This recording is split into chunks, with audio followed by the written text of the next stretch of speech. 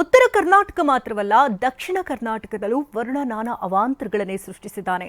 ಚಿಕ್ಕಮಗಳೂರಿನಿಂದ ಹಿಡಿದು ಚಿತ್ರದುರ್ಗದವರೆಗೂ ವರ್ಣ ಅಬ್ಬರಿಸಿದ್ದು ಅಲ್ಲೋಲ ಕಲ್ಲೋಲವೇ ಸೃಷ್ಟಿಯಾಗಿದೆ.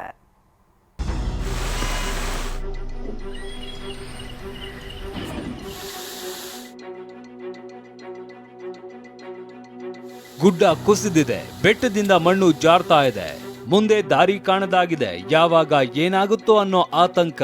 ಮುಂಗಾರು ಮಳೆ ದಕ್ಷಿಣ ಕರ್ನಾಟಕದಲ್ಲಿ ಅಲ್ಲೋಲ ಕಲ್ಲೋಲವನ್ನೇ ಸೃಷ್ಟಿಸಿದೆ.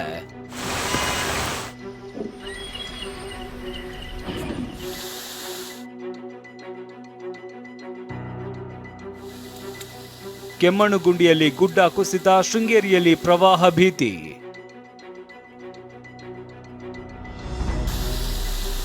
ಚಿಕ್ಕಮಗಳೂರಿನ ಕೆಮ್ಮಣ್ಣುಗುಂಡಿಯಲ್ಲಿ ಮಳೆ ಅಬ್ಬರದ ನಡುವೆ ಗುಡ್ಡ ಕುಸಿದಿದೆ. ರಾಜಭವನ ರಸ್ತೆಯಲ್ಲಿ ಗುಡ್ಡದ ಮಣ್ಣು, ಮರಗಳು ಅಡ್ಡವಾಗಿ ಬಿದ್ದಿವೆ. ಇದರಿಂದ ಝೆಡ್ ಪಾಯಿಂಟ್ ರಸ್ತೆ ಸಂಪರ್ಕ ಕಡಿತಗೊಂಡಿದೆ.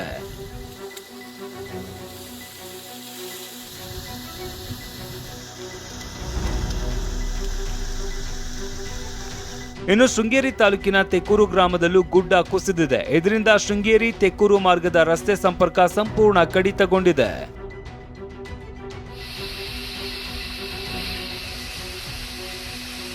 ಶೃಂಗೇರಿ ತಾಲೂಕಿನ ಕೆರೆಕಟ್ಟೆ ಘಟ್ಟ ಪ್ರದೇಶದಲ್ಲಿ ಭಾರೀ ಮಳೆಯಾಗಿದೆ. ಶೃಂಗೇರಿ ಶಾರದಾ ಮಠದ ಸುತ್ತಮುತ್ತಲಿನ ಪ್ರದೇಶದಲ್ಲಿ ಪ್ರವಾಹದ ಭೀತಿ ಆವರಿಸಿದೆ. ಗಾಂಧಿ ಮೈದಾನ, ಪ್ಯಾರಲಲ್ ಮಾರ್ಗ ಮುಳುಗಡೆಯಾಗಿದೆ.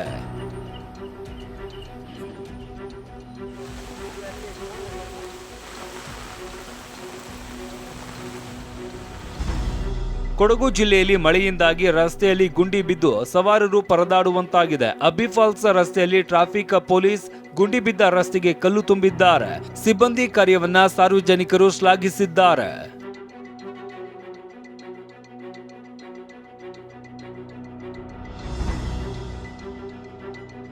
ಕಾವೇರಿ ಜಲಾನಯನ ಪ್ರದೇಶದಲ್ಲಿ ವ್ಯಾಪಕ ಮಳೆ ಹಿನ್ನೆಲೆಯಲ್ಲಿ ಕೆಆರ್ಎಸ್ ಡ್ಯಾಂನ ಒಳಹರಿವು ಹೆಚ್ಚಾಗಿದೆ. ಇದರಿಂದ ಡ್ಯಾಂನಿಂದ 80,000 ಕ್ಯೂಸೆಕ್ ನೀರು ಹೊರಬಿಡಲಾಗ್ತಾ ಇದ್ದು ಪ್ರವಾಹ ಭೀತಿ ಉಂಟಾಗಿದೆ. ನದಿ ಪಾತ್ರದ ಜನರು ಸುರಕ್ಷಿತ ಸ್ಥಳಕ್ಕೆ ತೆರಳುವಂತೆ ಸೂಚಿಸಲಾಗಿದೆ. ಕಾವೇರಿ ಜಲಾನಯನ ಪ್ರದೇಶದಲ್ಲಿ ಮಳೆರಾಯ ಅಬ್ಬರಿಸುತ್ತಿದ್ದಾನೆ. ಕೆಆರ್ಎಸ್ ಜಲಾಶಯದಿಂದ ಭಾರಿ ಪ್ರಮಾಣದ ನೀರನ್ನ ನದಿಗೆ ಬಿಡಲಾಗ್ತಾ ಇರುವಂತದ್ದು. ಅಂದ್ರೆ ಸುಮಾರು 50,000 ಕ್ಯೂಸೆಕ್ಸ್ ನೀರನ್ನ ನದಿಗೆ ಬಿಡಲಾಗ್ತಾ ಇದೆ. ಒಟ್ಟಾರೆಯಾಗಿ ನದಿ ಪಾತ್ರದಲ್ಲಿ ಸಾಕಷ್ಟು ಪ್ರವಾಹದ ಭೀತಿ ಎದುರಾಗಿರುವಂತದ್ದು. ಚಿತ್ರದುರ್ಗ ಜಿಲ್ಲೆಯಲ್ಲಿ ನಿರಂತರ ಜಿಟಿ ಮಳೆ ಹಿನ್ನೆಲೆಯಲ್ಲಿ ಈರುಳ್ಳಿ ಬೆಳೆ ನೆಲ ಕಚ್ಚಿದೆ. ಕಸವನಹಳ್ಳಿ ಬಳಿ ಜಮೀನಿನಲ್ಲೇ ಈರುಳ್ಳಿ ಕೊಳಿತಾ ಇದೆ. ಸಾಲ ಸೋಲ ಮಾಡಿದ ರೈತರು ಕಣ್ಣೀರು ಹಾಕ್ತಾ ಇದ್ದಾರೆ. Bureau report, TV9.